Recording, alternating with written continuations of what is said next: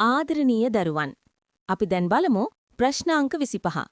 මෙම ප්‍රශ්නෙන් අපෙන් අහන්නේ දත්ත ප්‍රවාහ සටහන DFD පිළිබඳ සම්පූර්ණයෙන්ම නිවැරදි වාක්‍ය කුමක්ද කියන එකයි. මුලින්ම DFD කියන්නේ මොකක්ද කියලා මතක කරගනිමු. DFD කියන්නේ පද්ධතියක් තුල දත්ත ගලා යන ආකාරය පෙන්වන රූපමය නිරූපණයක්. DFD වල මූලික කොටස් හතරක් තියෙනවා. 1. ක්‍රියාවලි 2. දත්ත ගබඩා 3. බාහිර ආයතන 4. දත්ත ප්‍රවාහ. මේව තමයි DFD එකක අත්‍යවශ්‍ය කොටස්. දැන් අපි දෙන ලද වාක්‍ය එකින් එක බලමු. පළමු වාක්‍ය. සන්දර්භ රූප සටහන තුල පමණක් වියුක්ත කිරීම අඩංගු වේ. මේක සම්පූර්ණයෙන්ම නිවැරදි නැහැ. සන්දර්භ රූප සටහන එක ඉහළ මට්ටමේ දර්ශන එකක්. නමුත් වියුක්ත කිරීම තියෙන්නේ ඒකට විතරක් නෙවෙයි. ඒ නිසා X වැරදි.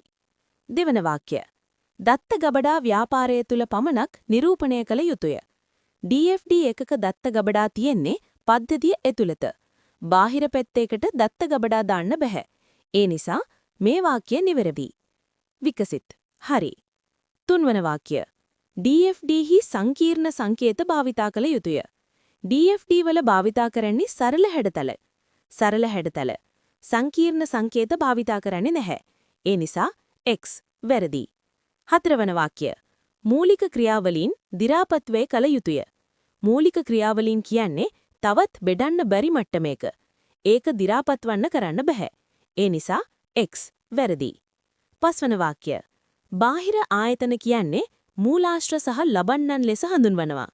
මේක අර්ධ වශයෙන් හරි.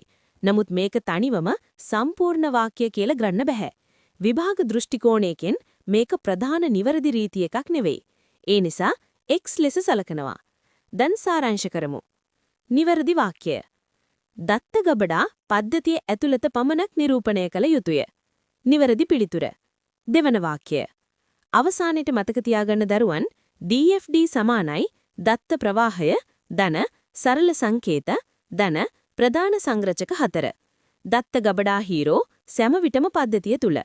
බාහිර ආයතන හීරෝ බාහිර පද්ධතිය. මේව මතක තිබ්බොත් MCQ ලේසියෙන් සෝල්ව් කරන්න පුරුවන්. ස්තුතියි. ඊළඟ ප්‍රශ්නෙන් නැවත හමු වෙමු.